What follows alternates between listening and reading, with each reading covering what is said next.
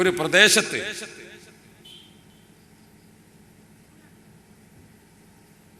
നമുക്ക് ഒരുമിച്ച് പ്രവർത്തിച്ച് മുന്നോട്ട് പോകുമ്പോൾ നേടിയെടുക്കാൻ സാധിക്കുന്നത് ഒറ്റക്കൊറ്റക്ക് നിൽക്കുമ്പോൾ സാധ്യമാവുകയില്ല. അതാണ് നേരത്തെ തന്നെ പണ്ഡിതന്മാർ നമുക്ക് കൂട്ടമായ പ്രവർത്തനത്തിന്റെ രീതിയും പഠിപ്പിച്ച് മനസ്സിലാക്കി തന്നിട്ടുള്ളത്. ഹബീബായ മുഹമ്മദ് മുസ്തഫ സ്വല്ലല്ലാഹു അലൈഹി വസല്ലമ തങ്ങൾ നുബുവത്തിന്റെ ഔദ്യോഗിക പ്രഖ്യാപനം നടത്തി ദീനിലേക്ക് ആളുകളെ ക്ഷണിച്ചുകൊണ്ടിരിക്കുന്ന ഓർഡർ ലഭിക്കുന്നതിന് മുമ്പ് തന്നെ മക്കായിലും പരിസര പ്രദേശങ്ങളിലുമൊക്കെ നബിതങ്ങൾ ആ നാട്ടിലെ ആളുകളെ സംഘടിപ്പിച്ചുകൊണ്ട് വിവിധ സാമൂഹ്യ സേവന സന്നദ്ധ കാരുണ്യ പ്രവർത്തനങ്ങൾ നബിതങ്ങൾ നടത്തിയതായി കിതാബുകളിൽ കാണാം. അതിൻ്റെ ഏറ്റവും വലിയ തെളിവാണ് ഹിറാ ഗുഹയിൽ വെച്ചുകൊണ്ട് നബി സല്ലല്ലാഹു അലൈഹി വസല്ലമ തങ്ങൾക്ക് അല്ലാഹു സുബ്ഹാനഹു വ തആല വിശുദ്ധ ഖുർആന്റെ ആദ്യ അധ്യായങ്ങൾ നൽകി. സയ്യിദുനാ ജിബ്രീൽ അലൈഹിസ്സലാം മുഖേന അത് ലഭിച്ചു. നബി സല്ലല്ലാഹു അലൈഹി വസല്ലമ തങ്ങൾ പനിച്ച് ക്ഷീണിച്ച് പടച്ചവനെ ഇത്രയും വലിയ ഉത്തരവാദിത്വം ഏറ്റെടുക്കുമ്പോൾ എനിക്കത് പൂർത്തീകരിച്ച് ചെയ്യാൻ സാധിക്കുമോ എന്ന മാനസികമായ പ്രയാസത്തോടെ ഖദീജ ബീബി റളിയല്ലാഹു അൻഹയുടെ അടുക്കലേക്ക് വീട്ടിലേക്ക് വന്നപ്പോൾ ഖദീജ ബീബി റളിയല്ലാഹു അൻഹ മുത്ത് നബിയെ ആശ്വസിപ്പിച്ചുകൊണ്ടും സമാധാനിപ്പിച്ചുകൊണ്ടും പറയുന്ന വാക്ക്, നബിയെ, അള്ളാഹു നിങ്ങളെ കൈയൊഴിക്കുകയില്ലല്ലോ, അള്ളാഹു നിങ്ങളെ വെടിയുകയില്ലല്ലോ, അള്ളാഹു നിങ്ങളെ ഉപേക്ഷിക്കുകയില്ലല്ലോ, അള്ളാഹു തആല നിങ്ങൾക്ക് സമാധാനം തരുമല്ലോ. കാരണം ഈ രാജ്യത്ത് ഒട്ടേറെ ഭരണാധികാരികളും ഒട്ടേറെ പ്രമുഖരും ഒട്ടേറെ പ്രബലന്മാരും കോടീശ്വരന്മാരും എല്ലാവരും ഉണ്ടായിട്ടും ഈ നാട്ടിൽ നബിയെ മാതൃകാപരമായ പ്രവർത്തനം കാഴ്ചവെച്ചുകൊണ്ട് ജീവിക്കുന്നത് തങ്ങളല്ലേ. നോക്കൂ, നിങ്ങൾ വിശുദ്ധ ഖുർആന്റെ അവതരണം വരുന്നുള്ളൂ. നേരത്തെ തന്നെയുള്ള ജീവിതത്തിന്റെ അനുഭവം വെച്ചുകൊണ്ട് ഖദീജ ബീബി റളിയല്ലാഹു അൻഹ പറയുന്നത് എന്താണ്? നബിയെ, ഈ നാട്ടിൽ ജോലിയില്ലാതെ കഷ്ടപ്പെട്ട് നിത്യജീവിതത്തിന്റെ രണ്ടറ്റം മുട്ടിക്കുന്നതിന് പ്രയാസപ്പെടുന്ന എത്രയോ ആളുകൾ, ആ ആളുകൾക്ക് ജോലി ലഭിക്കാനും അവർക്ക് കുടുംബത്തെ പോറ്റാനുള്ള എന്തെങ്കിലും ഒരു വരുമാനം കിട്ടാനും അവർക്കൊരു വഴികാട്ടിയായി അവരുടെ മുമ്പിൽ ഒരു മാർഗദർശിയായി നിന്ന് പ്രവർത്തിക്കുന്ന ആളല്ലേ തങ്ങൾ എന്ന് ഖദീജ ബീബി റളിയല്ലാഹു അൻഹ ചോദിക്കുന്നത് നമുക്ക് കാണാം.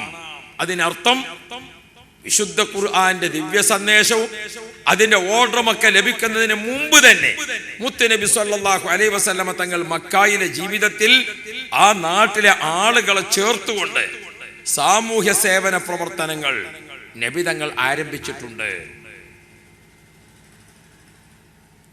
അല്ലാതെ നബി സല്ലല്ലാഹു അലൈഹി വസല്ലമ തങ്ങള് വീട്ടിന്റെ അകത്ത് ഞാൻ ഇനിയിപ്പോ ഒന്നിനുമില്ല, എന്നെ കൊണ്ട് ആർക്കും ഒരു ശല്യം വേണ്ട, അത് പറഞ്ഞാൽ അവർക്ക് വെറുപ്പ്, ഇത് പറഞ്ഞാൽ ഇവർക്ക് ബുദ്ധിമുട്ട്, മറ്റത് ചെയ്താൽ മറ്റോലെ എതിർപ്പ്, ഇതൊക്കെ കൂടെ വരുന്നത് കൊണ്ട് ഞാൻ ഇനി ഒന്നിനും പോകുന്നില്ല, മിണ്ടാതെ ഇങ്ങനെ ഇരുന്നത് കൊണ്ടാണോ നാട്ടുകാരൊക്കെ ചേർന്നുകൊണ്ട് നബി സല്ലല്ലാഹു അലൈഹി വസല്ലമ തങ്ങളെ അൽ അമീൻ, സത്യസന്ധൻ എന്ന് വിളിച്ചത്? ഒരാളോടും ഒന്നും പറയില്ല, ആരോടും വർത്താനത്തിനുമില്ല, ഒരു പ്രവർത്തനത്തിനുമില്ല, ഒന്നിനുമില്ല, പിന്നെ മിണ്ടാതെ വീട്ടിൽ ഇങ്ങനെ ഇരിക്കുക. അപ്പൊ നാട്ടുകാരെല്ലാം കൂടി ഇങ്ങനെ മിണ്ടാതിരിക്കണ ഒരാളെ പോയിങ്ങാണ്ട് ഇത് അൽ അമീൻ തന്നെ ആട്ടോ, കാരണം ഒരു മിണ്ടാട്ടമല്ലല്ലോ, അങ്ങനെ വിളിച്ചതല്ലല്ലോ. പിന്നെയോ ആ നാട്ടിൽ മനസ്സുകൊണ്ട് പൊരുത്തപ്പെട്ട് പോകാൻ പറ്റുന്ന മനസ്സുള്ള ആളുകളില്ല. എല്ലാവരും എന്താണ്? സുബ്ഹാനല്ലാഹ്, ആളുകൾ മാനസികമായി അകന്ന് എല്ലാവരും ഒരു ശത്രുതയിലാണ് അവിടെ. എന്തുകൊണ്ട്? 6 നൂറ്റാണ്ട് കാലമാണ് ഈ നബിമാരില്ലാതെ വന്നത്. 600 വർഷക്കാലം പ്രവാചകന്മാരില്ലാത്തപ്പോൾ സുബ്ഹാനല്ലാഹ് ജനഹൃദയങ്ങൾ മുഴുവനും ഭിന്നിച്ചു, അകന്നു. ഒരു കാരുണ്യത്തിന്റെ മനസ്സ് ജനങ്ങൾക്കില്ല. ഒന്ന്. രണ്ടാമത്തത്, വിശ്വസിച്ചൊരു വാക്ക് പറഞ്ഞാൽ പാലിക്കുമെന്ന് ഉറപ്പുള്ള ആരുമില്ല. 3. വിശ്വസിച്ചൊരു സാധനം കൊടുത്ത് ഏൽപ്പിക്കാൻ പറ്റുന്ന ഒരാളുമില്ല. അതൊക്കെ ഉള്ള ആൾ ആര് മാത്രമാണ്? മുഹമ്മദ് മുസ്തഫ. അതൊക്കെ വിശ്വസിക്കാൻ പറ്റുമെന്ന് നാട്ടുകാർക്ക് എങ്ങനെ മനസ്സിലായത്? അവർക്കിടയിൽ ഇടപഴകി, അവരുടെ കൂടെ ഒരു കൂട്ടുകാരനായി, അവരുടെ കുടുംബത്തിൽ ഒരു അംഗമായി, അവരുടെ കമ്മിറ്റിയിൽ ഒരു മെമ്പറായി, അവരുടെ കൂടെ ഒരു പ്രവർത്തകനായി, അവരുടെ പ്രവർത്തകർക്കിടയിൽ ഒരു നേതൃത്വമായി നബി തങ്ങൾ അവരോട് ഇടപഴകി ജീവിച്ചു. ഞാനിനി ഒന്നിനുമില്ലേ, ഓലെന്താ പറയാവോ, ഇവരെന്താ പറയാവോ, അങ്ങനെ ഇരുന്നതല്ലല്ലോ. മുത്തുനബി അവർക്ക് കൂടെ ജീവിച്ചു. അപ്പോ ജീവിതത്തിൽ ഒരിക്കൽ പോലും പ്രതിസന്ധിയുടെ നൂലാമാലകളുടെ 100,000 സംഭവങ്ങൾ ഉണ്ടായിട്ട് മുത്തുനബിയുടെ നാവ് കൊണ്ട് ഒരു കളവ് പറഞ്ഞതായി കേട്ടിട്ടില്ല. മുത്തുനബി തങ്ങൾ പറഞ്ഞിരിക്കുന്ന ഒരു വാക്ക് പാലിക്കാതെ പോയിട്ടില്ല. അത്ര വിശ്വസ്തനായപ്പോൾ അവിടുത്തെ ജൂതന്മാരും അവിടുത്തെ അല്ലാത്തവരും അവരുടെ കയ്യിലുള്ള ഏതൊരു നിധിയും എത്ര വിലപ്പെട്ട മുതലും സൂക്ഷിക്കാൻ നബി തങ്ങളെ കയ്യിൽ കൊടുത്തേൽപ്പിക്കുന്നതിന് അവർക്ക് യാതൊരു തടസ്സവുമില്ല. അപ്പോ വാക്ക് പാലിക്കുന്നതിൽ, കരാറ് പാലിക്കുന്നതിൽ, കൂട്ട് ജീവിതത്തിലെ ഇടപഴകി ജീവിക്കുമ്പോൾ തന്റെ സ്വത്തുപോവിനേക്കാൾ മറ്റൊരാളുടെ അവകാശത്തിന് വില കൽപ്പിക്കുന്നതിൽ, മറ്റൊരാൾ വിശ്വസിച്ച് ഏൽപ്പിച്ചിരിക്കുന്ന ഒരു സാധനത്തെ ആ വിശ്വാസത്തോടെ തിരിച്ചേൽപ്പിക്കുന്നതിൽ, അതിലെല്ലാം 100% സത്യസന്ധത ജനങ്ങൾക്കിടയിൽ ബോധ്യപ്പെട്ടപ്പോൾ അവര് വിളിച്ചു അൽ അമീൻ. ഇത് നമുക്ക് മനസ്സിലാക്കി തരുന്നത് എന്താണ്? ഒരു നാട്ടിൽ താമസിക്കുന്ന 10 ആളുകൾ, അയാൾ അയാളെ വഴിക്ക്, ഇയാളെ വഴിക്ക്, മറ്റേയാളെ വഴിക്ക്, അങ്ങനെയല്ല. പിന്നെയോ ഒരു ഓർഡർ പ്രകാരം അല്ലാഹു അക്ബർ അല്ലാഹു അക്ബർ, ആ ഓർഡർ അങ്ങോട്ട് ലഭിക്കുമ്പോൾ അടുത്ത പള്ളിയിൽ ഒരു ഇമാമ്, ആ ഇമാമിന്റെ നേതൃത്വത്തിൽ സംഘടിതമായി നിൽക്കുക. വലല്ലാലീൻ, ലീഡർ ഒരു അപേക്ഷ കൊടുത്താൽ ആമീൻ ഒരുമിച്ച് ഒപ്പുവെച്ച് കൊടുക്കുക, ഒരുമിച്ച് ഒപ്പുവെച്ച് കൊടുക്കുക. കണ്ടോ നിങ്ങൾ? നബി സല്ലല്ലാഹു അലൈഹി വസല്ലമ തങ്ങൾ അങ്ങനെ അവർക്കിടയിൽ പ്രവർത്തിക്കുമ്പോൾ ഒരു പ്രധാന പ്രവർത്തനം എന്തായിരുന്നു? തക്സിബുൽ മഅദൂം. ജോലിയില്ല എന്ന് പറയുമ്പോൾ വരുമാനമില്ലാതിരിക്കുമ്പോൾ പിന്നെ അയാൾ എങ്ങനെ ഭക്ഷണം കഴിക്കും? അയാളെ ഭാര്യയ്ക്ക് എവിടെ നിന്ന് ഭക്ഷണം കിട്ടും? അയാളെ മക്കൾക്ക് എവിടെ നിന്ന് ഭക്ഷണം കിട്ടും? അവർക്കൊരു രോഗം വന്നാൽ ചികിത്സയ്ക്ക് എവിടെ നിന്ന് വഴി കണ്ടെത്തും? ഇത് അറിഞ്ഞ് നബി സല്ലല്ലാഹു അലൈഹി വസല്ലമ തങ്ങൾ മക്കായിലും പരിസരത്തും ജോലിയില്ലാത്ത ആളുകൾക്ക് വിവിധ തരത്തിൽ ജോലി വാങ്ങിക്കൊടുക്കുന്നതിന് ആവശ്യമായ തന്ത്രങ്ങളും ഹിക്മത്തുകളും ഉപയോഗിച്ചുകൊണ്ട് അവർക്ക് വിവിധ മേഖലകളിൽ അവരെ ജീവിതത്തിന്റെ 2 അറ്റം മുട്ടിക്കുന്നതിന് ആവശ്യമായ വഴി കണ്ടെത്താൻ അവർക്ക് സഹായിച്ചു മുഹമ്മദുർ റസൂലുള്ളാഹി. ആ പ്രവർത്തനം ഏറ്റെടുത്തുകൊണ്ട് നടത്താൻ നമ്മുടെ കേരളത്തിൽ ആലിമീങ്ങളാൽ സ്ഥാപിതമായ ഒരു പ്രസ്ഥാനമാണ് സുന്നി വചന സംഘം. 1. നബി കരീം സല്ലല്ലാഹു അലൈഹി വസല്ലമ തങ്ങൾ മറ്റൊരു പ്രധാനപ്പെട്ട കാര്യം അവിടെ ഓർമ്മപ്പെടുത്തുന്നുണ്ട്. ഖദീജ ബിബി റളിയല്ലാഹു അൻഹ എന്താണ്? വതുഈനു അലാ നവാഇബിൽ ഹഖ്. നമ്മൾ ചോദിച്ചു വാങ്ങുന്നതല്ല, റബ്ബിന്റെ ഭാഗത്ത് നിന്ന് വിവിധ തരത്തിലുള്ള പരീക്ഷണങ്ങൾ വരും. ഇപ്പോൾ ഞാൻ ഈ പ്രസംഗിച്ചുകൊണ്ടിരിക്കുകയാണ്, എനിക്ക് എപ്പോഴാണ് പ്രസംഗിക്കാൻ സാധിക്കാതെ ആവുക? അല്ലാഹു അഅലം. നമ്മളൊക്കെ എല്ലാവരും ഇങ്ങോട്ട് നടന്നു വന്നതാണ്. ഇതേപോലെ നടന്ന് അങ്ങോട്ടും പോകാൻ കഴിയുമോ? അറിയില്ല. നമുക്ക് വല്ല തളർച്ചയും വരുമോ? എവിടെയെങ്കിലും സ്വാധീനമില്ലാതെ വീണ് കിടക്കേണ്ടി വരുമോ? എന്തെങ്കിലും അപകടത്തിൽ പെട്ടുപോകുമോ? നിലവിലുള്ള കണ്ണിന്റെ കാഴ്ച മങ്ങിപ്പോകുമോ? സംസാരശേഷി ഇല്ലാതാകുമോ? നമുക്ക് ഈ പോയിക്കൊണ്ടിരിക്കുന്ന പോക്ക് ഇതിങ്ങനെ സഞ്ചരിക്കുമ്പോൾ അടുത്ത സെക്കൻഡിൽ എന്ത് നമ്മുടെ കയ്യിൽ ഒരു തീരുമാനവുമില്ല. അത് ഒരു വ്യക്തിക്ക് വരുമോ, ഒരു കുടുംബത്തിന് വരുമോ, ചിലപ്പോൾ ഒരു നാട്ടിലുള്ള കുറെ ആളുകൾക്ക് ഒന്നിച്ചു വരുമോ? അറിയില്ല. ഈയിടെ ഒരു പനി, എന്തായിരുന്നു ആ പനി? അടുത്ത സെക്കൻഡിൽ എന്ത് സംഭവിക്കാൻ പോകുന്നു എന്നതിനെ കുറിച്ച് ഒരു തീർപ്പ് നമ്മുടെ ജീവിതത്തിൽ ആർക്കുമില്ല. അങ്ങനെ വരുമ്പോൾ നമുക്ക് എപ്പോഴും പരസഹായം നിർബന്ധമായി നിൽക്കുകയാണ്. ആ പരസഹായം നിർബന്ധമാണെന്നതിൽ യാതൊരു തർക്കവുമില്ല. ഞാനിപ്പോൾ എൻ്റെ നാട്ടിലൊരു വലിയ ആളാണ് ഞാൻ. നിങ്ങളും ഒക്കെ മോശക്കാരല്ല. അല്ലെങ്കിൽ ഇപ്പൊ നിങ്ങൾക്കൊരു ക്ഷീണം വരില്ല. ഞാൻ ഇന്ന ഉദാഹരണം പറഞ്ഞത് നിങ്ങൾ ബേജാറാകണ്ടെന്ന് വിചാരിച്ചു. ഞാനിപ്പോൾ കൂറ്റമ്പാറ ഉസ്താദ് എന്നൊക്കെ പറഞ്ഞാൽ കുറച്ച് കാര്യപ്പെട്ട തന്നെയാണ്. നിങ്ങൾ അതിലേറെ വരില്ല. അതൊക്കെ ശരി തന്നെയാണ്. നമുക്ക് ആ ആളുണ്ട്, ഈ ആളുണ്ട്. ഇപ്പൊ ഇവിടുന്ന് ഒരു തളർച്ച പറ്റി ഇവിടെ ഇരിക്കേണ്ടി വന്നാൽ താങ്ങിക്കടത്താൻ ആരേ ഉണ്ടാവുള്ളൂ? ഈ കാണികളെ ഉണ്ടാവുള്ളൂ. എനിക്ക് അവിടെ കുടുംബമുണ്ട്, മറ്റോടത്ത് കൂട്ടുണ്ട്, മറ്റോടത്ത് കോടീശ്വരന്മാരുണ്ട്, ഗൾഫിൽ കച്ചവടമുണ്ട്, ഇവിടെ മറ്റേ ഒക്കെ ഉണ്ട്. ഇപ്പം തളർന്നിടത്ത് താങ്ങിക്കടത്താൻ ആരെ ഉണ്ടാവൂ? നിങ്ങളെ ഉണ്ടാവും. ഇത് റോട്ടുമെന്നാണെങ്കിൽ അവിടെ കൂടിയവരെ ഉണ്ടാവുള്ളൂ അല്ലേ? ഇത് നമുക്ക് എവിടെ നിന്നാ സംഭവിക്കണത്? അവിടെയാണ്. അപ്പൊ നമ്മൾ എപ്പോഴും നമ്മുടെ ഒരു ജീവിതം എങ്ങനെയാണ് നിൽക്കേണ്ടത്? അടുത്ത സെക്കൻഡിൽ എന്തു വരാൻ പോകുന്നു എന്നതിനെ പറ്റി നിശ്ചയം ഇല്ലാത്തത് കൊണ്ട് എല്ലാവരോടും ഒരു നല്ല പെരുമാറ്റം, എല്ലാവരോടും ഒരു പുഞ്ചിരിയുടെ സ്വഭാവം, ആരോടും ഒരു സ്ഥിരമായ വെറുപ്പ് വെക്കേണ്ടതില്ല. ഒരു മാഞ്ഞു പോകാത്ത ഒരു കറ മനസ്സിൽ ഇങ്ങനെ സൂക്ഷിച്ചു നിൽക്കേണ്ടതില്ല. അത് വെക്കേണ്ടതുണ്ട്. ആരോട്? ഹബീബ് റസൂലുള്ളാഹി, അള്ളാഹ് ആദരിച്ച് നമുക്ക് നൽകിയ പ്രിയപ്പെട്ട മുത്തായ മുഹമ്മദ് മുസ്തഫ, ആ നബിതങ്ങളെ കാണിച്ചു കൊടുത്ത്, നബിതങ്ങളെ പറ്റിയിട്ട് ഇത് സാധാരണ മനുഷ്യനാണ്, ഇത് സാധാരണ മനുഷ്യനാണ്, ഇത് സാധാരണ മനുഷ്യനാണ്. നബിതങ്ങളെ ആ രൂപത്തിൽ സാധാരണ എന്ന് പരിചയപ്പെടുത്തുന്ന കൂട്ടക്കാരെ പേര് വഹാബി ആണെങ്കിലും വേണ്ടിയില്ല, മുജാഹിദ് ആണെങ്കിലും വേണ്ടിയില്ല, ഖാദിയാനി ആണെങ്കിലും വേണ്ടിയില്ല, അത് ചോറ്റൂരാണെങ്കിലും വേണ്ടിയില്ല, കുരൂരാണെങ്കിലും വേണ്ടിയില്ല, ഏത് ഊരാണെങ്കിലും വേണ്ടിയില്ല. അള്ളാഹുവിന്റെ റസൂലിനെ ചീത്ത പറഞ്ഞ് നടക്കണവനോട് നമ്മളെ വെറുപ്പ് ആര് പറഞ്ഞാലും തീരാത്ത വെറുപ്പാണ്.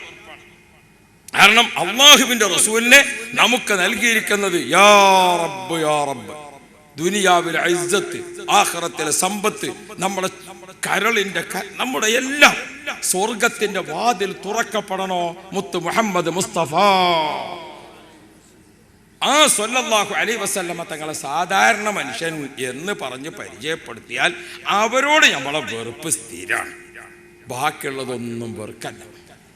ഓഞ്ഞി നമ്മളാളെ വീണടക്കുമ്പോൾ എടുത്ത് വെച്ചോളണമെന്നില്ല. ഓൻ്റെ കൈ കൊണ്ട് തൊട്ടുള്ള റാമത്തും കൂടി പോകുകയായി, അത് വേറെ വിഷയം അല്ല. നമ്മൾ ഈ കാണുന്ന ആരും എവിടെയും നമ്മൾ എന്ത് വേണം? ആ സ്നേഹത്തിൽ ഒരു പുഞ്ചിരിയും. കാരണം നമുക്ക് വേണ്ടി എപ്പോഴും അവനെ ആവശ്യമുണ്ടാകും, അവന് വേണ്ടി എപ്പോഴും നമ്മെ ആവശ്യമുണ്ടാകും. അടുത്ത സെക്കൻഡിൽ എന്ത് വരുന്നു, അത് വരുന്നത് നമ്മുടെ കണ്ണിനാണോ, കാതിനാണോ, ഹാർട്ടിനാണോ? അല്ലാ, ഇങ്ങനെ പോകുന്ന വഴിക്ക് ഒരു കൊതുക് കടിച്ചതാ, ഡെങ്കിപ്പനി. പനി അങ്ങോട്ട് വന്നു, ഭയങ്കര പനി. അടുത്ത നിമിഷം മുട്ടും കാലിനൊരു പറയല്, പിന്നെ എണീറ്റിട്ടില്ല. ആ പനിയിൽ എത്ര ആള് മരിച്ചു? ഇതിലെങ്ങനെ മുന്നിൽ കൂടെ പൂന്നിറങ്ങിങ്ങനെ പോണ ഒരു ചെറിയ കൊതുകിന്റെ പണിയാണ് ഇപ്പൊ. ഇത്രയേ ഉള്ളൂ നമ്മുടെ ജീവിതത്തിന്റെ ഗ്യാരണ്ടി. വലിയ പൈസക്കാർ, എല്ലാ പൈസയുണ്ട്, പണവും സംഗതിയൊക്കെ ഉണ്ട്, വീട്ടിൽ ഭക്ഷണത്തിന് ഒരു ബുദ്ധിമുട്ടുമില്ല, എല്ലാ വിഭവങ്ങളും ഉണ്ട്. പക്ഷെ എന്താണ്? അന്നനാളത്തിന് ക്യാൻസറായിട്ട് ഒരു തുള്ളി വെള്ളം ഇറങ്ങൂല. ഇതായിരിക്കാ വരാന്ന് നമുക്കാരെങ്കിലും പറയാൻ പറ്റുമോ? നമ്മുടെ ഉള്ളാളത്തെ തങ്ങൾ പാപ്പയുടെ പ്രിയപ്പെട്ട മകൻ ഖുറാ തങ്ങൾ ഇപ്പോ മിനിഞ്ഞാന്ന് ഇവിടെ കീഴ്ശേരിക്കടുത്തൊരു സ്ഥലത്ത് വന്നിരുന്നു. അപ്പോ ഒരു വണ്ടിയിൽ ഒരു സ്ത്രീയെ കൊണ്ടുവന്നിട്ടുണ്ട് തങ്ങൾ പാപ്പാനെ കൊണ്ട് വെള്ളം വന്നിരിപ്പിക്കാൻ. പടച്ചോനെ, അതുപോലത്തെ അദാബൊന്നും അല്ല ഒരാൾക്കും തരാതിരിക്കട്ടെ. ഒരു സ്ത്രീയുടെ പറയാൻ പാടില്ലാത്ത സ്വകാര്യ അവയവത്തിനാണ് ക്യാൻസർ വന്നിട്ടുള്ളത്. ആ സ്ത്രീക്ക് ഇരിക്കാനും വയ്യ, നിൽക്കാനും വയ്യ, കിടക്കാനും വയ്യ. ആ സ്ത്രീ കടന്നിട്ട് വിഷമിക്കുന്ന രംഗം, ആ വണ്ടിന്റെ ഉള്ളിൽ കടന്നിട്ട് ആ സ്ത്രീ അനുഭവിക്കുന്ന ഒരു രംഗം, അത് കണ്ടപ്പോൾ കൂടി നിൽക്കുന്നവരൊക്കെ കരഞ്ഞുപോയി. അങ്ങനത്തെ ഒരു രംഗം. അള്ളാഹു നമ്മളൊക്കെ കാത്തുരക്ഷിക്കട്ടെ. ഇതാർക്ക് വരും? ഈ നാവ് കൊണ്ട് ഞാൻ നിങ്ങളെ ദീപത്ത് പറഞ്ഞ എനിക്ക് വരുമോ? മറ്റേ ആള് മറ്റവനോട് ദേഷ്യപ്പെട്ട് തന്നെ ഈ അന്നനാളത്തിന് ക്യാൻസർ, ഈ അസൂയയും വിഷയമൊക്കെ ആയിട്ട് നടക്കണ ഓനിക്ക് വരുമോ? അതല്ല, ആളുകളെ വെറുതെ തോന്നിവാസത്തിന്റെ വാക്കും പറഞ്ഞിട്ട് അങ്ങോട്ടും ഇങ്ങോട്ടും ചീത്ത പറഞ്ഞ് നടക്കണേ ഇവന്റെ ഗുഹ്യസ്ഥാനത്ത് വരുമോ ക്യാൻസർ? ആർക്കറിയാം? അപ്പൊ നമുക്ക് എല്ലാവർക്കും ഇടയിൽ ഉണ്ടാകേണ്ടത് എന്താണ്? നമുക്ക് ശത്രുക്കളില്ല. ശത്രു ഇബിലീസാണ്. എന്നെ പറ്റി അറിയാത്ത ആളുകൾ എന്നെ പറ്റി കുറ്റം പറയുന്നുണ്ടാവും. ഓന് എന്നെ അറിയാനുള്ള പണിയെടുത്തു കൊടുക്കുക. എന്നെ ആക്ഷേപിക്കുന്ന ആളുകൾ എന്നെ ചീത്ത പറയുന്നുണ്ടാകും. ഓനിക്ക് എന്നെ മനസ്സിലാക്കാനുള്ള രീതിയിൽ ഞാൻ അവനോട് പെരുമാറുക. AP ഉസ്താദിനെ പറ്റി കണ്ടിട്ടും കേട്ടിട്ടും അറിഞ്ഞിട്ടും ഇല്ലാത്ത എത്ര ആള് മൂപ്പരെ പറഞ്ഞു നടക്കണം. പറയണവര് പറയൽ തുടങ്ങിയിട്ട് കൊല്ലത്തിലായി. മൂപ്പർക്ക് എന്തെങ്കിലും കുഴപ്പമുണ്ട? എന്തേ? ഒരു പറയാൻ മാത്രമേ പഠിച്ചിട്ടുള്ളൂ, അടുത്ത അറിയാൻ പഠിച്ചിട്ടില്ല. അന്നാസു അഅദാഉ മാ ജഹിലു. ജനങ്ങൾ അറിയാത്തതിന്റെ ശത്രുവാണ്. നമ്മളെ സംബന്ധിച്ചിടത്തോളം നമ്മൾ ദീനി ദഅവത്താണ്. നമ്മളെ മുമ്പിൽ ശത്രുക്കളില്ല. ഞമ്മക്കങ്ങനെ ശത്രുക്കളായ ഒരു കൂട്ടരില്ല. പിന്നെ നമ്മളെപ്പറ്റി അറിയാത്തവരും പഠിച്ചിട്ടില്ലാത്തവരും ഉണ്ടാകും. അവർക്ക് അറിയിച്ചു കൊടുക്കാനും പഠിപ്പിച്ചു കൊടുക്കാനും മനസ്സിലാക്കി കൊടുക്കാനും ഒക്കെയുള്ള പ്രവർത്തനങ്ങൾ നമ്മളിങ്ങനെ ചെയ്തു വരുമ്പോൾ ഒരാൾ തെറ്റ് തിരുത്തും, അയാളെ കൊണ്ട് മറ്റേ ആൾ തിരുത്തി വരും, മറ്റേ ആൾ മറ്റേ തിരുത്തി വരും. അതങ്ങനെ തുടരും. നമ്മുടെ മുമ്പിൽ ശത്രുക്കളില്ല. അപ്പൊ പ്രിയപ്പെട്ട സഹോദരന്മാരെ, ഹബീബുനാ റസൂലുള്ളാഹി നബി കരീം സല്ലല്ലാഹു അലൈഹി വസല്ലമ തങ്ങൾ മക്കത്തുൽ മുക്കറമയിൽ ഇങ്ങനെ നോക്കുമ്പോൾ നമ്മൾ ചരിത്രം വായിച്ചാൽ നബി തങ്ങൾക്ക് മിണ്ടാൻ പറ്റിയ ഒരാളും ആ നാട്ടിലില്ല. ഉണ്ടോ? അബൂജഹലും കൂട്ടരും ഒരു വേറെ സൈസിൽ, ഉത്ബത്തും കൂട്ടരും വേറെ വേറെ സൈസിൽ, വലീദും കൂട്ടരും ഒരു വേറെ സൈസിൽ, അബൂ സുഫിയാനും കൂട്ടരും വേറെ വേറെ സൈസിൽ, അബൂലഹബും കൂട്ടരെയും പറ്റി പറയണ്ട. മുത്തു നബിക്ക് മിണ്ടാൻ പറ്റിയ ഒരാളും ആ നാട്ടിലില്ല. എന്നിട്ട് നബി തങ്ങൾ എന്തേ ചെയ്തത്? മിണ്ടാതെ ഇരിക്കുക ചെയ്തത്. അവിടെയാണ് പ്രവർത്തകന്മാർ മനസ്സിലാക്കേണ്ടത്. അവിടെയാണ് ദീനിന്റെ ആളുകൾ മനസ്സിലാക്കേണ്ടത്. നമ്മൾ എന്തെങ്കിലും പറഞ്ഞാൽ ഓ എന്തെങ്കിലും വിചാരിക്കുമെന്നാവോ, ഞാൻ ഓല കൂടെ കൂടി അബ്ബനെന്തെങ്കിലും വിചാരിക്കുമെന്നാവോ, ഇങ്ങനെ വിചാരിക്കുമെന്നാവോ എന്ന് വിചാരിച്ചാൽ മുത്തുനബിക്ക് വല്ലതും ചെയ്യാൻ പറ്റുമോ? ഹബീബായ റസൂലുള്ളാഹി നബി സല്ലല്ലാഹു അലൈഹി വസല്ലമ തങ്ങളുടെ സത്യസന്ധമായ ജീവിതം. അപ്പോ എതിരാളികളും പറഞ്ഞു എന്ത്? അൽ അമീൻ. നബി തങ്ങളെ നേർക്ക് കല്ലെറിയാൻ വേണ്ടിയിട്ട് ഒരു ചങ്ങായി കല്ലെടുത്ത് ഇങ്ങനെ പിടിച്ചിരിക്കുക. അപ്പൊ ഓന്റെ മനസ്സും പറയണത് എന്താണ്? ഞാൻ എറിയുന്നുണ്ടെങ്കിലും എറിയണത് ഒരു തമ്മാടിനെ അല്ല, എറിയുന്നത് ഒരു സാധാരണക്കാരനെ അല്ല, പിന്നെ ഈ നാട്ടുകാരെല്ലാം അൽ അമീൻ എന്ന് വിളിക്കുന്ന ആളെയാണ് ഞാൻ എറിയണത്. എനിക്കും നാളെ പണിയില്ലാതെ വന്നാൽ ജോലിക്ക് വേണ്ടി ആവശ്യപ്പെടാൻ പോകാനുള്ള ആളെയാണ് ഞാൻ എറിയണത്. എന്റെ സ്വത്തൊരാളത്ത് സൂക്ഷിക്കാൻ കൊടുക്കേണ്ടി വന്നാൽ വിശ്വസിച്ച് ഏൽപ്പിക്കാൻ പറ്റിയ ഒരാളെയാണ് ഞാൻ എറിയണത്. ഞാൻ ഈ ചീത്ത പറയണത് ഉറപ്പാണ്. എനിക്കും നാളെ സഹായം കിട്ടേണ്ട ഒരാളെയാണ് ഞാൻ ചീത്ത പറയണത്. ഇതൊക്കെ അറിഞ്ഞുകൊണ്ടാണ് ഒരു ചീത്ത പറഞ്ഞത്. പിന്നെന്തേ ആ ചീത്ത പറഞ്ഞത്? അത് ഓരോരുത്തരുടെയും താല്പര്യത്തിനനുസരിച്ച് പോണ കാര്യങ്ങളാണ്. അവർ തിരുത്താൻ വേണ്ടി അവസരം ഉണ്ടാകും. നബി മുഹമ്മദ് മുസ്തഫ നബി കരീം സല്ലല്ലാഹു അലൈഹി വസല്ലമ തങ്ങൾ അള്ളാഹുവിന്റെ തീരുമാനം എങ്ങനെ വരും? ആർക്കാണ് ക്യാൻസർ വരുന്നത്, ആർക്കാണ് അറ്റാക്ക് വരുന്നത്, ആർക്കാണ് ട്യൂമർ വരുന്നത്, ആർക്കാണ് വിഷയങ്ങൾ വരുന്നത്? ഇപ്പൊ തന്നെ ഇവിടെ നോക്കുമ്പോൾ എത്ര പ്രായമുള്ള കുട്ടിക്കാണ് നമ്മൾ കൊടുക്കണമെന്ന് ഉദ്ഘാടനം?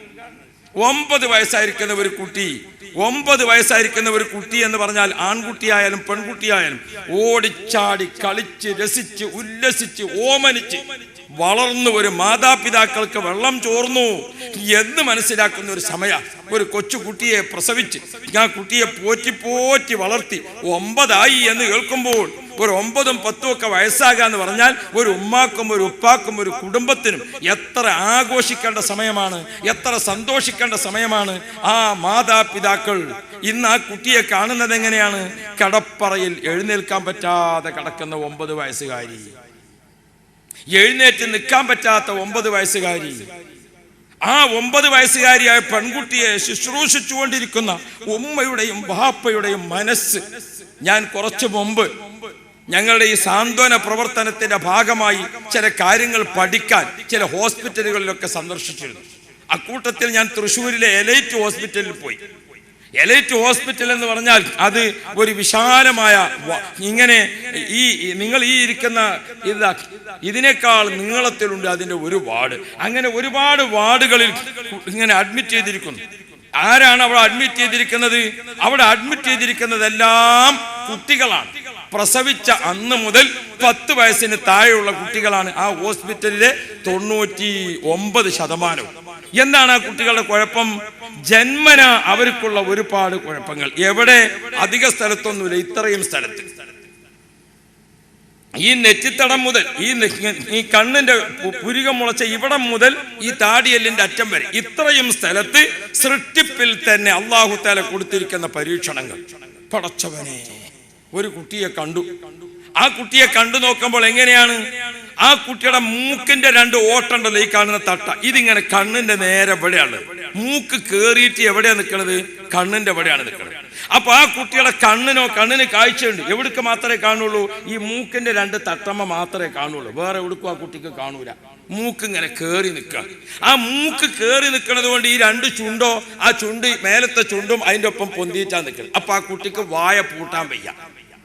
മൂക്കാണെങ്കിൽ ഇങ്ങനെ മേലേക്ക് ഉയർന്നിട്ട്. ഈ കുട്ടിയെ പ്രസവിച്ചപ്പോൾ ആ കുട്ടിയുടെ ഉമ്മാന്റെ മനസ്സ് നിങ്ങളൊന്ന് വായിക്കും. ആ കുട്ടിയുടെ വാപ്പാന്റെ മനസ്സ് നിങ്ങളൊന്ന് വായിക്കും. 19 വയസ്സായിരിക്കുന്ന ഒരു പെണ്ണ് ഈ കുട്ടിനെയും താങ്ങിയിട്ട് നിൽക്കുന്ന കാഴ്ച കണ്ടാൽ, പ്രിയപ്പെട്ട സഹോദരന്മാരെ, നമുക്ക് ലീഗും കോൺഗ്രസും കമ്മ്യൂണിസ്റ്റും ബാക്കിയുള്ളതൊന്നും വേണ്ടി വരില്ല. ഏതാണ് ഈ പെണ്ണ്, എന്താണ് ഈ കുട്ടി, ഒന്നും ആലോചിക്കേണ്ടി വരില്ല. ആ കുട്ടിക്ക് എന്ത് സഹായമാണ് പടച്ചോനെ എന്റെ വകയായിട്ട് കൊടുക്കേണ്ടത് എന്ന് ആരും ആലോചിച്ചു പോകും. ആ കുട്ടിക്ക് ഇനിയിപ്പോ എന്താണ് ഡോക്ടേഴ്സ് പറയുന്നത്? 10 വയസ്സാകുന്നതിന് മുമ്പ് ആ കുട്ടിക്ക് ചുരുങ്ങിയത് 20 തവണ ഓപ്പറേഷൻ ചെയ്യേണ്ടതുണ്ട്. എന്നിട്ട് ആ കുട്ടിയുടെ ചുണ്ട് താഴോട്ട് കൊണ്ടുവരണം, മൂക്ക് താഴോട്ട് കൊണ്ടുവരണം. എന്നിട്ട് ബാക്കി ഒന്നുമില്ലെങ്കിലും കണ്ണിന്റെ കാഴ്ച കിട്ടുമോ എന്ന് നോക്കണം. സുബ്ഹാന ജല്ല ജലാലു. അതിനെ കണ്ട് കണ്ണീരോട് കൂടെ അപ്പുറത്ത് എന്ന് നോക്കുമ്പോൾ വേറൊരു കുട്ടി. ആ കുട്ടിക്ക് എന്താണ് ഇതിന്റെ നേരെ വ്യത്യാസം? എന്താണ്? ആ കുട്ടിയുടെ താഴെ ചുണ്ട് താഴ്ന്ന് വന്നിട്ട് ഈ താടി എല്ലിന്റെ അറ്റത്ത് ഇവിടെയാണ് താഴെ ചുണ്ടുള്ളത്. സുബ്ഹാനല്ലാഹ്. ആ കുട്ടി എപ്പോഴും ഇങ്ങനെ പിന്നെ വാ തുറന്നിട്ട് മോണെങ്ങനെ തുറന്നിട്ടാണ് നിൽക്കുന്നത്. സുബ്ഹാന ജല്ല ജലാലു. വായ പൂട്ടാൻ വയ്യാതിരിക്കുമ്പോൾ അറിയാതെ വരുന്ന വേറൊരു രോഗമുണ്ട്. എന്താണ് ആ രോഗം? വാ പൂട്ടാൻ സാധിക്കാതെ ഒരാൾക്ക് ഉറങ്ങുകയാണെങ്കിൽ അവന്റെ നാവിന് അതിഭീകരമായ രോഗം വരും. കാരണം എന്തുകൊണ്ട്? ഉറക്കത്തിൽ വായു ഇങ്ങനെ കാറ്റ് വരുമ്പോൾ നാവിന്റെ ഉപ്പി രുചി പോയി പോകും, ഉമിനീര് വറ്റിപ്പോകും. ഉമിനീര് വറ്റിയിട്ട് ഇങ്ങനെ നാവ് കടന്നാൽ സ്വാഭാവികമായിട്ടും എന്തുവരും? നാവിന്റെ ഉമിനീര് വറ്റിയിട്ട് കടന്നാൽ സ്വാഭാവികമായിട്ടും വെള്ളം പറ്റിയ പാടത്ത് വിണ്ട് കീറി കിടക്കുന്നത് പോലെ നാവ് കീറി പോകും. അള്ളാഹു നമ്മളൊക്കെ കാത്തുരക്ഷിക്കട്ടെ. നമ്മളെ ഈ നാവ് കൊണ്ട് കിടകടാന്ന് പറയുന്നുണ്ടല്ലേ നമ്മൾ പലതും. AP അങ്ങോട്ട്, ഈക്കങ്ങോട്ട്, മറ്റോരങ്ങോട്ട്, ഇവരിങ്ങോട്ട്. നമ്മളെ നാവിന് ലൈസൻസ് ഇല്ലാതെ പറയാണല്ലോ. ഒറ്റ വട്ടൊന്ന് ചിന്തിക്കണം. പറഞ്ഞുകൊണ്ടിരിക്കുന്ന തൊള്ള കൂട്ടാൻ പറ്റാതിരുന്നാൽ അടുത്ത സെക്കൻഡിൽ എന്താണ് അവസ്ഥ? ഇതാണ് മുഹമ്മദുർ റസൂലുള്ളാഹി. മുത്തുനബി സ്വല്ലല്ലാഹു അലൈഹി വസല്ലമ തങ്ങൾ ജനങ്ങളെ പഠിപ്പിച്ചത്. അള്ളാഹുവിന്റെ ഭാഗത്തു നിന്നുള്ള തീരുമാനം അത് തിരുത്താനും മാറ്റാനും നമുക്കാർക്കും കഴിയില്ല. എന്നാ പിന്നെ ഈ കൊടുത്ത കുട്ടിക്ക് ഇതൊരു ശിക്ഷയാണോ? അല്ല. കോട്ടക്കൽ ബസ് സ്റ്റാൻഡിൽ ബസ് വന്ന് നിന്നപ്പോൾ ആ ബസ്സിലേക്ക് കയറി ഒരാൾ തപ്പിപ്പിടിച്ച് അയാൾ ആ മുന്നിലെ ഡോറിൽ കയറിയിട്ട് ആ മുന്നിലെ ഡോറിന്റെ അടുത്തുള്ള കമ്പിമ്പേൽ ഇങ്ങനെ പിടിച്ചു നിന്നിട്ട് അയാൾ ടിക്ക് ടിക്ക് ഒരു സൗണ്ട് ഉണ്ടാക്കി. ആ സൗണ്ട് ഉണ്ടാക്കിയിട്ട് അടുത്ത് അയാൾ എന്താവാണ്? ഒരു പാട്ട് പാടുകയാണ്. എന്താ പാടുന്നത്? കണ്ണുകളാം ദൈവം നൽകിയ കനകവിളക്കുകളുള്ളവരെ ഈ കണ്ണില്ല, പാപത്തെ കണ്ടില്ലെന്ന് നടിക്കരുത്, ആശിച്ച് കൈകൾ നീട്ടി കാശികൾ വാങ്ങും വേഷം കെട്ടാൻ ആശയെനിക്കില്ല, ശേഷമേ ജീവിതം കഴിയണ്ടേ. എൻ്റെ അടുത്ത സീറ്റിലിരിക്കണ ഒരാൾ എന്നോട് പറഞ്ഞു, ഉസ്താദേ നല്ല ട്യൂണാണില്ലേ. ഓപ്പാ പാട്ടിൻ്റെ ട്യൂണാ ശ്രദ്ധിച്ചു. ഇങ്ങനത്തെ ബുദ്ധി കുറഞ്ഞവരും നിങ്ങൾ ആലോചിച്ച് നോക്കി. ഓപ്പ ഏതാ ശ്രദ്ധിച്ചത്? ഓൻ ആ ട്യൂണാ ശ്രദ്ധിച്ചു. പണ്ട് മേമാരിയാക്കാൻ വല്ല ഉസ്താദെ നമുക്കൊരു ചെറുക്കുണ്ട്, ചെറിയൊരു ബുദ്ധി ഉണ്ടെങ്കിൽ മന്ദബുദ്ധി എന്ന് പറയുന്നു. ഇപ്പം അതുമില്ലോ. ആ രൂപത്തിലുള്ള മനുഷ്യന്മാരെ നമ്മളെ നാട്ടിൽ. ഈ കണ്ണിന് കാഴ്ചയില്ലാത്ത ഈ ചങ്ങാതി നമ്മളെ മുമ്പിൽ പറഞ്ഞിരിക്കുന്നത് എന്താ? മക്കളെ, ഈ ബസ്സിലുള്ള എല്ലാവരോടും അള്ളാഹു ആകുന്ന ഉടമസ്ഥൻ നിങ്ങൾക്ക് കനകവിളക്ക് നൽകിയിട്ടുണ്ട്. നിങ്ങളെ 2 കണ്ണ്. നിങ്ങളെ 2 കണ്ണ് അള്ളാഹ് തന്നത് ഉമ്മയുടെ ഗർഭാശയത്തിൽ നിങ്ങൾ കുറെ സ്വാലിഹായ അമൽ ചെയ്തത് കൊണ്ടല്ല. നിങ്ങൾ ഉമ്മയുടെ ഗർഭാശയത്തിൽ കുറെ സൽക്കർമ്മം ചെയ്തുകൊണ്ടാണോ നിങ്ങൾക്ക് കണ്ണ് കിട്ടിയത്? അല്ല. ഞാൻ ഉമ്മയുടെ ഗർഭാശയത്തിൽ കുറച്ച് തോന്നിയാസം ചെയ്തു, അതിന്റെ അടിസ്ഥാനത്തിലല്ല എനിക്ക് കണ്ണ് തരാതിരുന്നത്. പിന്നെ നിങ്ങളെ കണ്ണിന് എത്ര വിലയുണ്ട് എന്ന് മനസ്സിലാക്കണമെങ്കിൽ എന്നെ പോലെ ഒരാൾ കണ്ണില്ലാത്തവരെ കാണണം. 10,000ങ്ങൾക്ക് കണ്ണ് നൽകിയപ്പോൾ കണ്ണിന്റെ വില മനസ്സിലാക്കാൻ ഒരാൾ ഞാൻ നിങ്ങൾക്കിടയിൽ കണ്ണില്ലാത്തവനെ കാണണം. നിങ്ങളെ കണ്ണിന്റെ വില മനസ്സിലാക്കി നിങ്ങൾ അള്ളാഹുവിന് വഴിപ്പെടാൻ, അതിനാണ് അള്ളാഹു നിങ്ങളെ മുമ്പിലേക്ക് എന്നെ വിട്ടിട്ടുള്ളത്. ആശിച്ച് കൈകൾ നീട്ടി കാശികൾ വാങ്ങും വേഷം കെട്ടാൻ ആശയെനിക്കില്ല, ശേഷമേ ജീവിതം കഴിയണ്ടേ. ഇവിടെയാണ് മുഹമ്മദുർ റസൂലുള്ളാഹി മുത്തുനബി സല്ലല്ലാഹു അലൈഹി വസല്ലമ തങ്ങൾ കണ്ണ് കാണാത്തവർക്ക് ഒരു അത്താണിയായി. അത്തരം ആളുകൾക്ക് നബി സല്ലല്ലാഹു അലൈഹി വസല്ലമ തങ്ങൾ താങ്ങും തണലുമായി. അതാണ് ഖദീജ ബീബി റളിയല്ലാഹു അൻഹ പറഞ്ഞത്, നബിയേ, അല്ലാഹു നിങ്ങളെ കൈയൊഴിക്കെ ഒരിക്കലും ഉണ്ടാകൂല കേട്ടോ. അപ്പോ നബി സല്ലല്ലാഹു അലൈഹി വസല്ലമ തങ്ങൾ നുബുവത്തിന്റെ ഔദ്യോഗിക പ്രഖ്യാപനത്തിന് മുമ്പ് വരെ നമുക്ക് ചെയ്ത് കാണിച്ചു തന്നിരിക്കുന്ന അമലെന്താണ്? ആളുകൾക്ക് ജീവകാരുണ്യ പ്രവർത്തനം നടത്തുക, സഹായങ്ങൾ ചെയ്തു കൊടുക്കുക, അർഹതപ്പെട്ട ആളുകൾക്ക് അതിനർഹമായ രൂപത്തിൽ അവർക്ക് വേണ്ടത് ചെയ്യാൻ മുന്നോട്ട് വരിക. പ്രിയപ്പെട്ട സഹോദരന്മാരെ, ആ രൂപത്തിൽ നബി സല്ലല്ലാഹു അലൈഹി വസല്ലമ തങ്ങളെ ഖദീജ ബീബി റളിയല്ലാഹു അൻഹ ഉണർത്തി കൊടുക്കാൻ, അല്ലാഹു നിങ്ങളെ കൈയൊഴിക്കൂല നബിയെ. ആ കൈയൊഴിക്കൂല എന്ന വാക്ക് നമ്മളൊക്കെ ഓർക്കണം. തളർന്ന് കിടന്നവനൊരു താങ്ങായി നിൽക്കാൻ നമ്മൾ ഒരുങ്ങിയാൽ അല്ലാഹു നമ്മളെ കൈയൊഴിക്കൂല. വാതരോഗം പിടിപെട്ട് തളർന്നു കിടക്കുന്ന ആൾക്ക്, ആ തളർന്നു കിടക്കുന്ന അദ്ദേഹത്തിന് അയാൾക്കൊരു താങ്ങും തണലുമായി നാം ചെയ്യുമ്പോൾ, പ്രിയപ്പെട്ട മുഅ്മിനീങ്ങളെ, അല്ലാഹു സുബ്ഹാനഹു വ തആല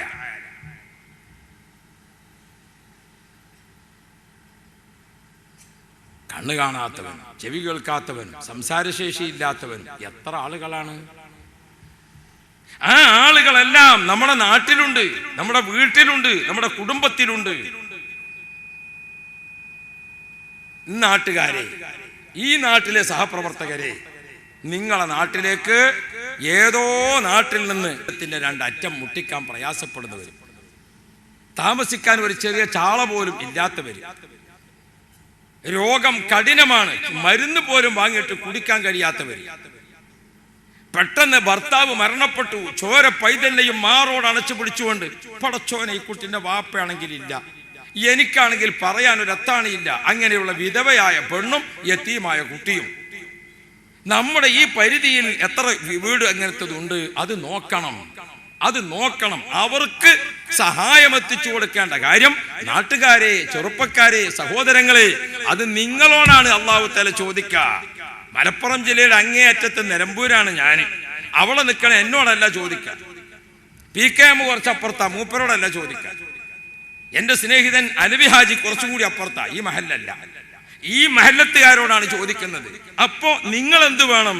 നിങ്ങൾ ഇവിടേക്ക് ആവശ്യമായ അത്തരം കാര്യങ്ങൾ കണ്ടെത്തി നിങ്ങളൊന്ന് സംഘടിച്ചു, നിങ്ങളെ കൊണ്ട് കഴിയാത്തതിന് കുറച്ച് മുകളിലേക്ക് ബന്ധപ്പെട്ട്, അവളെ സാധിക്കാത്തതിന് അതിൻ്റെ മുകളിലേക്ക് ബന്ധപ്പെട്ട്, അങ്ങനെ നമുക്കൊരു കൂട്ടമായ പ്രവർത്തനം, ആ പ്രവർത്തനം നടക്കുമ്പോൾ സുബ്ഹാനല്ലാഹ്, കേരളത്തിൽ ഇതുപോലെ വീൽ ചെയറുകളും അതുപോലെ തന്നെ വാട്ടർ ബെഡുകളും ഇതുപോലുള്ള പ്രാഥമിക അത്യാവശ്യ സാധനങ്ങളൊക്കെ ശേഖരിച്ചുകൊണ്ട് നിങ്ങളിപ്പോൾ ഇവിടെ തുടങ്ങാൻ പോകുന്നത് പോലെ നമ്മുടെ കേരളത്തിൽ 3000 മഹല്ലുകളിൽ 3000 പ്രദേശങ്ങളിൽ ഇപ്പൊ ആരംഭിച്ചു കഴിഞ്ഞിട്ടുണ്ട്. സാന്ത്വന ക്ലബ്ബുകളും സാന്ത്വന കേന്ദ്രങ്ങളും.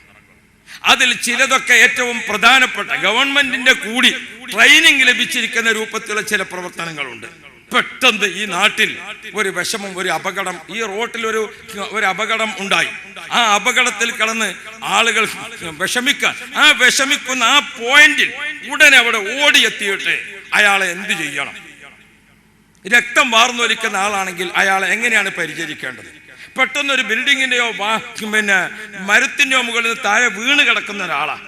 അപ്പൊ നമ്മൾ പറയും വീണപ്പം അയാൾക്ക് കുഴപ്പമൊന്നുമില്ല, പിന്നെ കുറച്ച് കഴിഞ്ഞപ്പോൾ താളം തെറ്റി എന്ന് പറയും. എന്തേ താളം തെറ്റാൻ കാരണമായത്?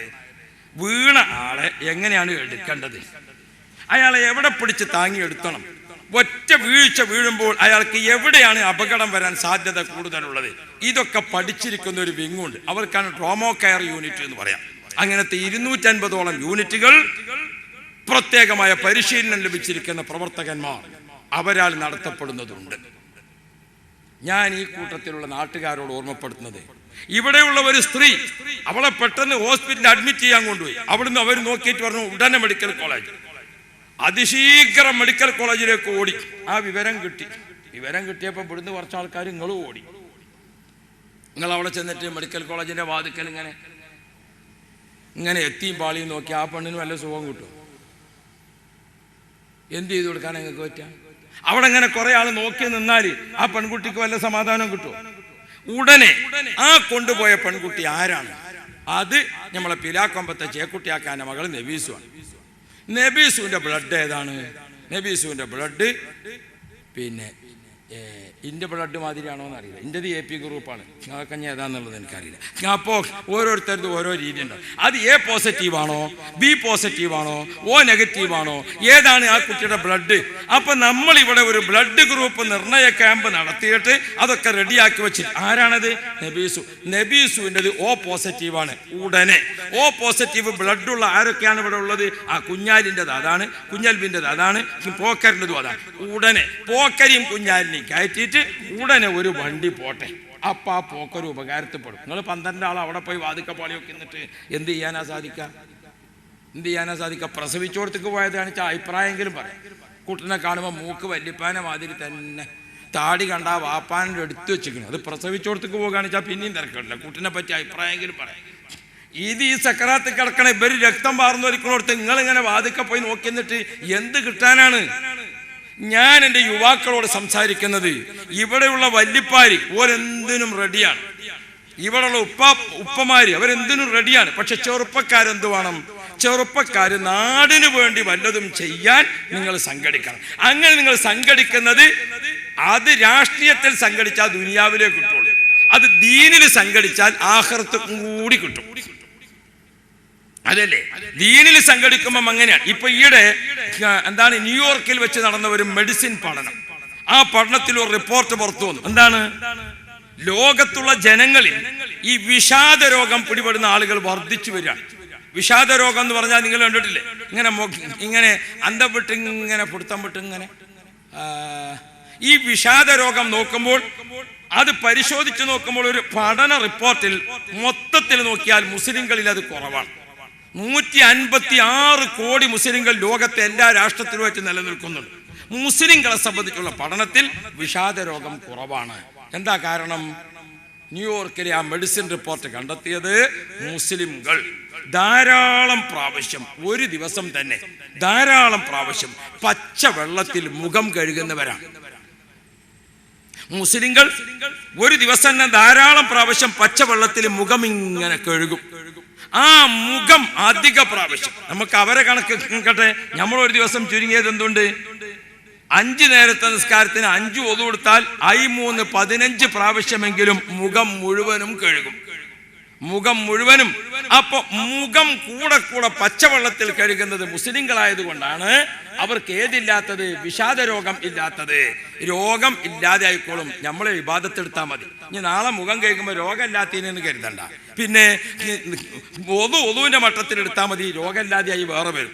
അപ്പൊ നമ്മൾ രാഷ്ട്രീയത്തിലും അയിലൂതിലും ഒക്കെ സംഘടിച്ചുകൊണ്ട് മരുന്ന് വാങ്ങിക്കൊടുക്കലും ബാക്കിയുള്ളത് വാങ്ങിക്കൊടുക്കലും ഒക്കെ. പക്ഷേ ആഖിറത്തിൽ പ്രതിഫലം കിട്ടാൻ അത് അള്ളാനെ വിചാരിച്ചു. എങ്ങനെ? ബിസ്മില്ലാ എന്ന് പറഞ്ഞു കൊടുക്കുക, അൽഹംദുലില്ലാ അത് അവസാനിപ്പിക്കുക. ആ കൊടുക്കുന്നത് കണാരനും കൊടുക്കാം, കുമാരനും കൊടുക്കാം, സരോജിനിക്കും കൊടുക്കാം, സാവിത്രിക്കും കൊടുക്കാം, ഫാത്തിമാക്കും കൊടുക്കാം, അഹമ്മദിനും കൊടുക്കാം, ജോസഫിനും കൊടുക്കാം, മഹമാരിക്കും കൊടുക്കാം. അല്ലാഹു സുബ്ഹാനഹു വ തആല പടച്ചതാണ് എല്ലാവരും. രോഗം ആർക്കാണ് വരിക? ബുദ്ധിമുട്ട് ആർക്കാണ് വരിക? വിഷമം ആർക്കാണ് വരിക? ഒരു നായക്ക് രോഗിയായാൽ പോലും ചികിത്സിക്കണമെന്നാണ് ഇസ്ലാം നമ്മെ പഠിപ്പിച്ചിട്ടുള്ളത്. ബഹുമാനപ്പെട്ട സലാഹുദ്ദീൻ അയ്യൂബി തങ്ങളുടെ കാലത്താണ് മൃഗാശുപത്രി എന്ന സംഭവം ആദ്യമായിട്ട് ലോകം കേൾക്കുന്നത് തന്നെ. മൃഗങ്ങൾക്ക് ഇങ്ങനെ മേഞ്ഞ് നടക്കാൻ സലാഹുദ്ദീൻ അയ്യൂബി തങ്ങൾ പ്രത്യേകം ഏരിയ കണ്ടെത്തി.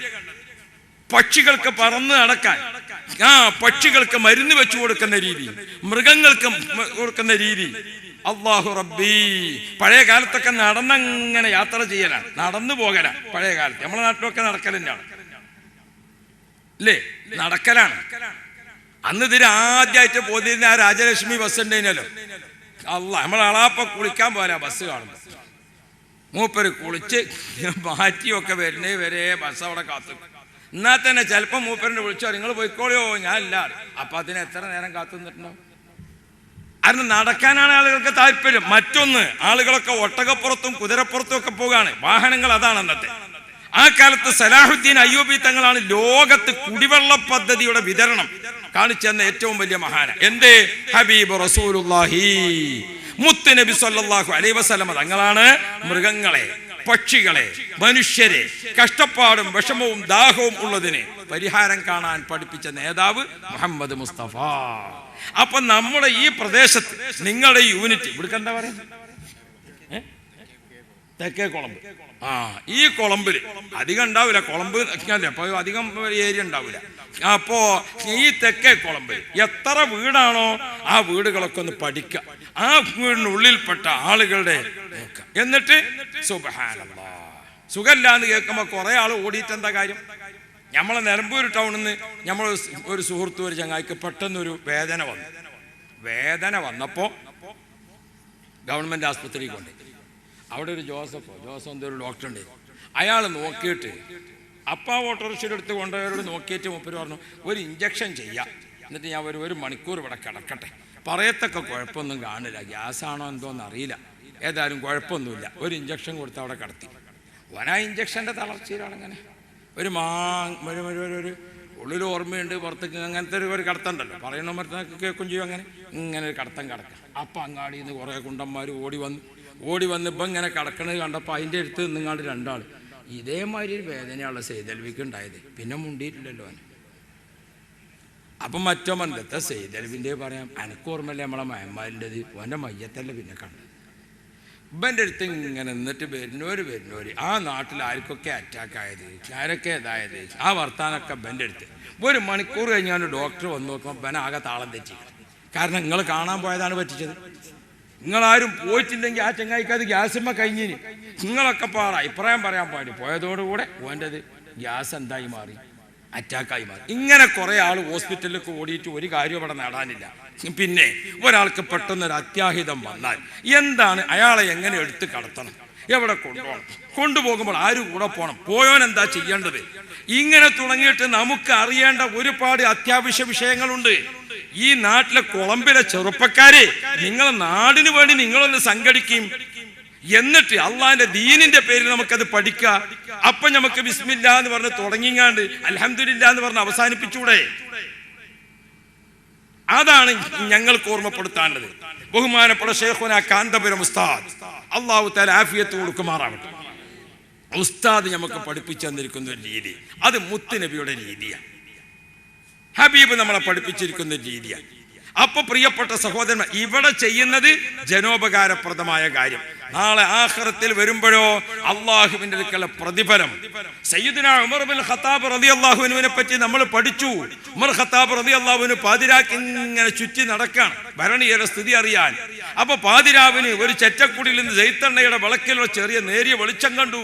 ആ വീട്ടിലൊരു സ്ത്രീ കരയുന്നു, പ്രസവ വേദനയാണ്. ആ പ്രസവ വേദന എടുക്കുന്നതിന് ഉമർ ഖത്താബ് തങ്ങൾ തന്റെ ഭാര്യയെ അയച്ചു കൊടുത്തു. ഇതൊക്കെ നമ്മൾ വയല് കേൾക്കാൻ തുടങ്ങിയിട്ട് കാലം കുറയായി. പക്ഷെ നമ്മളെ തൊട്ടപ്പുറത്തെ പരിയിൽ ഒരു പ്രസവ വേദന ഉണ്ടായാൽ നമ്മളാരെങ്കിലും പോകാൻ നിൽക്കോ? നമ്മൾ വല്ല സഹായം ചെയ്യാൻ നിൽക്കോ? നൗഫല് ആമിനാക്ക് ഒരു മാക്സി വാങ്ങിക്കൊണ്ട് നിങ്ങളുടെ പെണ്ണുങ്ങൾക്ക് ഇട്ട് കൊടുത്ത് നോക്കുമ്പോൾ ഓക്കത് കൊള്ളണില്ല. അപ്പോ കുട്ടികളൊക്കെ പറഞ്ഞു, ഉമ്മ ഞമ്മക്ക് അപ്പുറത്തെ കദിയാസാക്കാൻ കൊടുക്കാം, ഏതായാലും പാവപ്പെട്ടതല്ലേ. അപ്പൊ എന്റെ പെണ്ണുങ്ങൾ വെച്ചു. അപ്പൊ ഞാൻ മെലിയുമ്പോ പിന്നെ ഏതാ ഇടുക വെച്ചു. ഇപ്പൊ കൊള്ളാത്തത് മെലിയുമ്പോ എടുത്ത് വെക്കണ മട്ടാണോ? ഞമ്മക്കിതാണ്, നമ്മള് പലപോലെ പറ്റി കേൾക്കണം മറ്റൊക്കെയാണ് നമ്മളത് കൊടുക്കാൻ തോന്നണ്ടേ, ഞമ്മക്ക് ചെയ്യാൻ തോന്നണ്ടേ.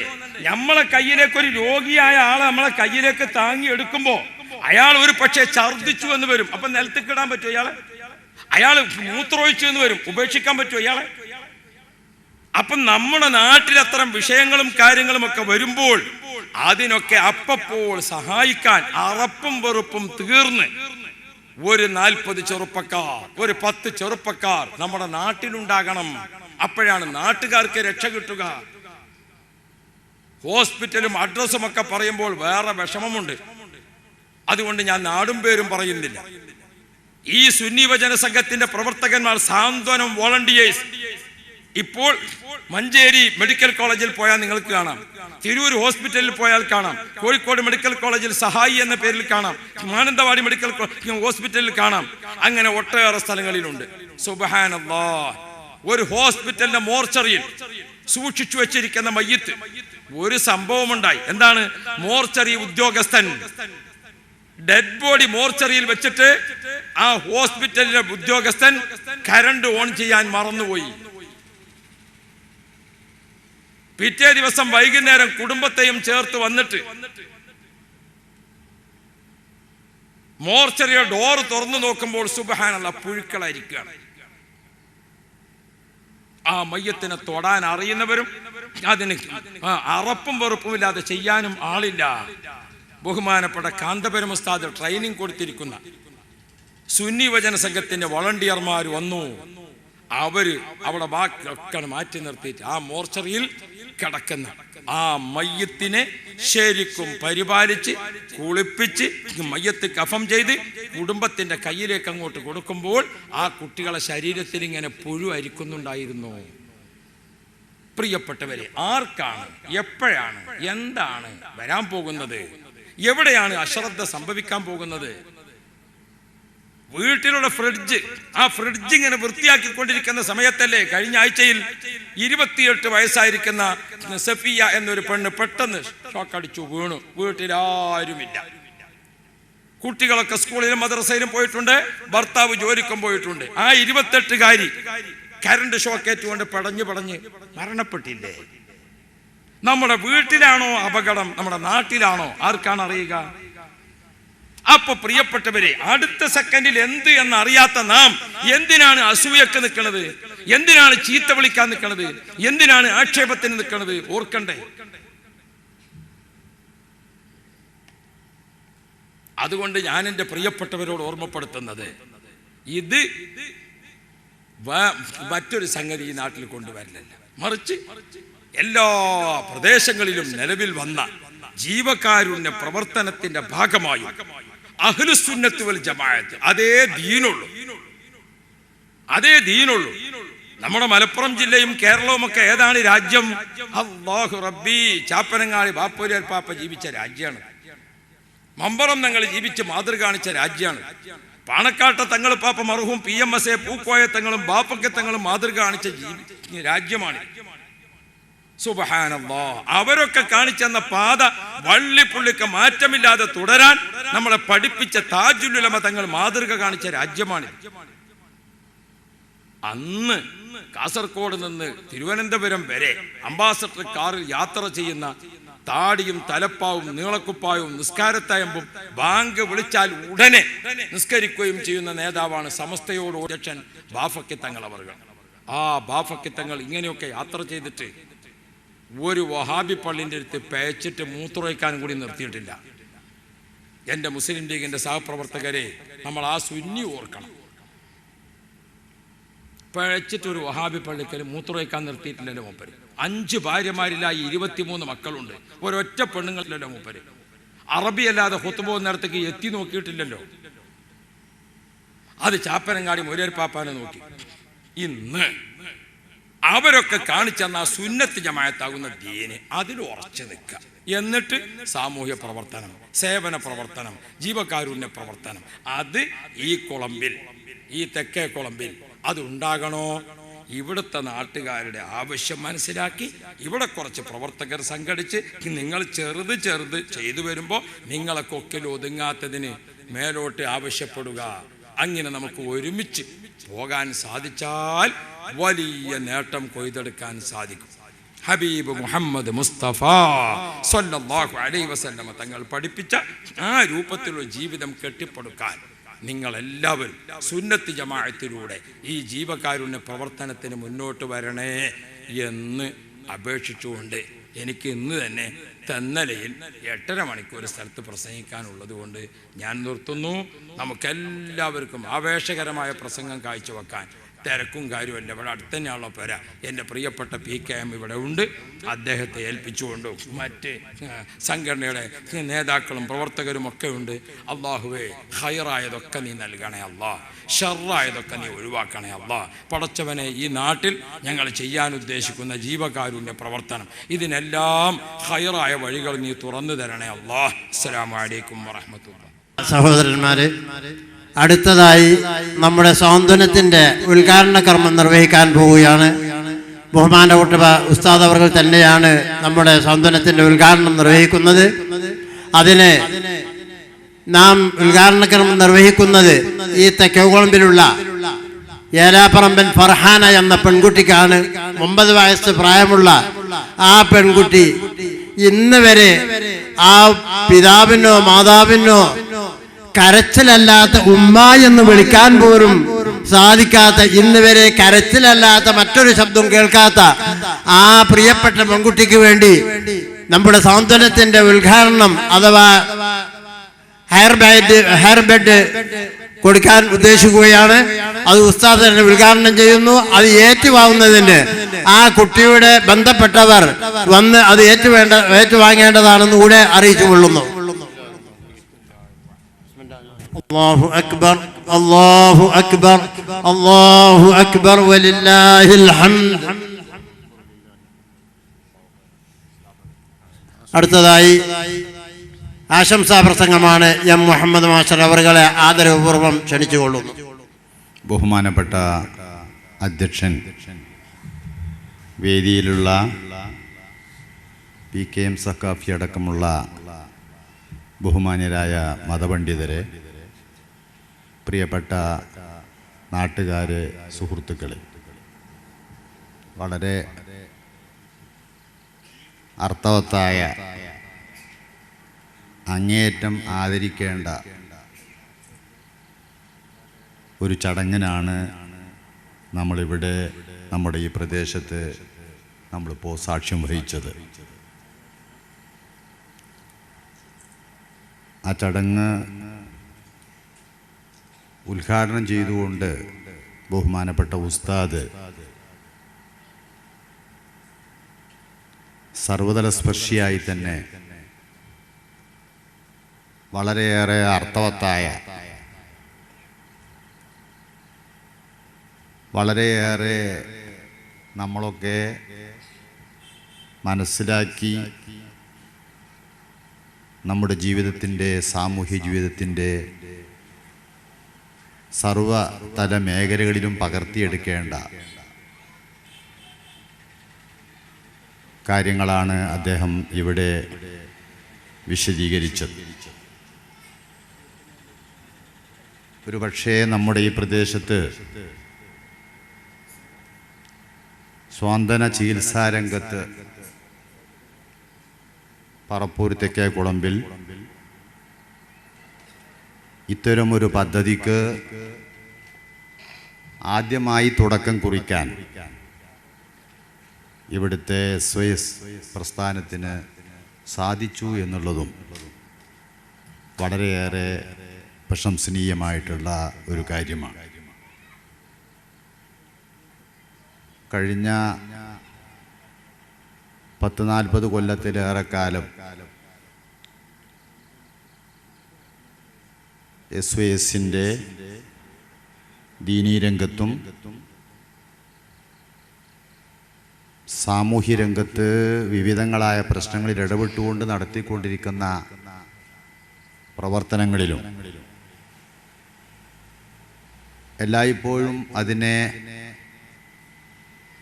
നല്ല കണ്ണോടെ വീക്ഷിക്കുകയും അതിലൊക്കെ എന്നെ ക്ഷണിക്കുകയും അതിൽ പങ്കാളിയാകുകയും ചെയ്യുന്ന ഒരു എളിയ വ്യക്തിയാണ് ഞാൻ. കഴിഞ്ഞ 4 പതിറ്റാണ്ടിനിടയിൽ നമ്മുടെ ജില്ലയിലും കേരളത്തിലുമാകെ ഈ പ്രസ്ഥാനം നടത്തിക്കൊണ്ടിരിക്കുന്ന സാമൂഹ്യ പരിവർത്തനത്തിന് സഹായകമായിട്ടുള്ള ഒട്ടേറെ പ്രവർത്തനങ്ങൾ ഇന്നത്തെ സാമൂഹ്യ സാഹചര്യത്തിൽ